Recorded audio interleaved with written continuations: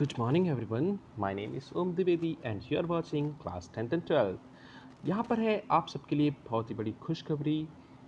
जो आपके एग्ज़ाम होने वाले थे क्लास 10th एंड 12th के 1 जुलाई से 15 जुलाई के बीच में, वो अब नहीं होंगे। ये आप देख रहे हैं central board of secondary education की तरफ से आपके लिए नोटिफिकेशन आ रखा है। आइए हम इसको आपको समझा देते हैं। देखिए, जो एग्ज़ामिनेशन कब से कब तक होने थे 10th और 12th के, होने थे 1 जुलाई से लेकर 15 जुलाई तक। स्टैंड कैंसल्ड, उनको अब कैंसिल करा जा रहा है। आपको अगर पूरी इन्फॉर्मेशन चाहिए तो इसको वीडियो को देखते रहिए, आपको पूरी इन्फॉर्मेशन दी जाएगी। बहुत सारे बच्चे हैं जिनको डाउट होगा कि उनके नंबर अब कैसे मिलेंगे, तो आओ अब उनको समझते हैं। असेसमेंट ऑफ सेकंड में बोला है इन्होंने, assessment of the performance of student in the cancel examination will be done on the base of assessment scheme as suggested by the complement committee of CBSE for the declaration of the result for both 10th and 12th. The said scheme is mentioned in para 7 below. तो इसमें क्या है, देखो हम आपको बताते हैं कि अगर कोई बच्चा जिसने 3 एग्ज़ाम दिए हैं या फिर उससे ज़्यादा दिए हैं, अगर 3 से ज़्यादा एग्ज़ाम दिए हैं तो टॉप 3 को निकाला जाएगा उसमें से। जिस बच्चे ने जैसे 70, 80 या 90 मार्क्स लिखे हुए हैं, मतलब लेके आया बच्चा, तो उसमें क्या होगा कि जो टॉप 3 होंगे उनको सेलेक्ट करके उनका एवरेज उस नेक्स्ट जो सब्जेक्ट होगा उसमें दे दिया जाएगा। लेकिन अगर किसी ने 3 ही एग्ज़ाम दिए हैं तो उसमें से टॉप 2 को सेलेक्ट किया जाएगा। और अगर किसी ने उससे भी कम एग्ज़ाम दिए हैं तो इंटरनल बेसिस पे, जो आपने इंटरनल स्कूल में जितने असेसमेंट वगैरह में नंबर लिए थे उसके बेस पे आपका रिजल्ट बना दिया जाएगा। Result based upon the efforts assessment scheme will be declared by 15 July 2020 so that candidates can apply and seek admission in higher education in India and abroad. तो इसमें क्या है, अब इसका रिजल्ट 1 जुलाई से 15 जुलाई तक आने की पूरी संभावना है। आपको 15 जुलाई से तक या फिर 15 जुलाई को आपको रिजल्ट मिल जाएगा। However, CBSE will conduct an optional examination in the subject whose examination were scheduled to be conducted from 1st July to 15 July 2020 as soon as conditions are conducive, as assessed and decided by the central government. Candidates whose result will be declared based on the assessment scheme will be allowed to appear in these optional examinations to improve their performance if they wish so. लेकिन अब क्या था, कुछ बच्चों ने, अब ऐसा भी होता है ना, किसी हमारा तो वही सब्जेक्ट सबसे मेन होता है जो अभी हो नहीं रहा है।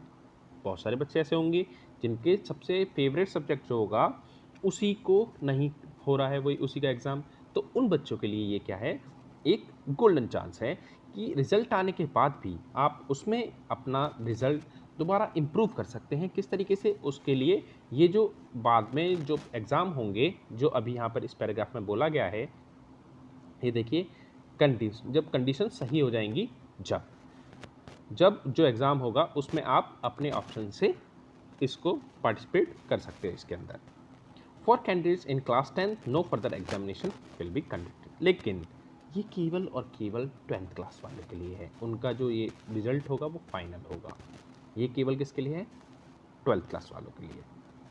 For class 12 the result declare by the CBSE under SI number above will be considered as final unless the student not for SI serial number above.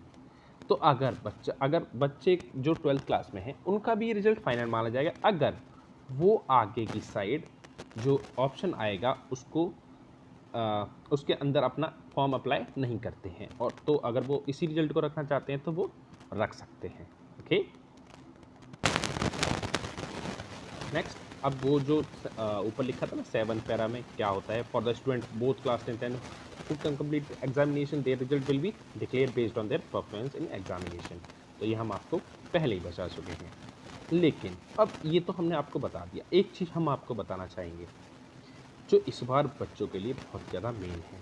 देखो, ना तो मैं CBSE में बैठा हूँ, ना CBSE की कोई ऑफिशियल ऐसी कंफर्मेशन है, लेकिन एक जो बहुत अच्छी आपके लिए खबर है वो ये है कि इस बार मॉडरेशन पॉलिसी को दोबारा यूज़ करा जा रहा है, जो बच्चों को बहुत ज़्यादा हेल्प करता है उनकी परसेंट इंक्रीज़ कराने में।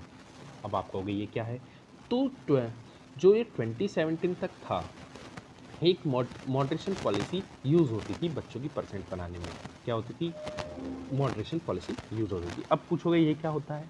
इसका मतलब ये होता है कि जैसे इस बार आपके नंबर जो आपका फिजिक्स का पेपर है वो हार्ड आया है और पिछली बार ईज़ी आया था।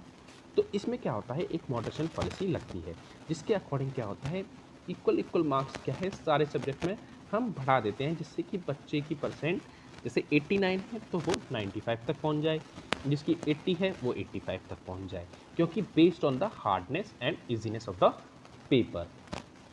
लेकिन अब आप बोलोगे इसका कोई ऑफिशियल नोटिफिकेशन तो है नहीं, लेकिन हम आपको बताना चाहते हैं इसका ऑफिशियल नोटिफिकेशन इसलिए नहीं है क्योंकि अगर ऑफिशियल नोटिफिकेशन आ जाएगा तो जो इस बार 2021 वाले सेशन के जो बच्चे हैं वो भी इस चीज़ को डिमांड करने लगेंगे।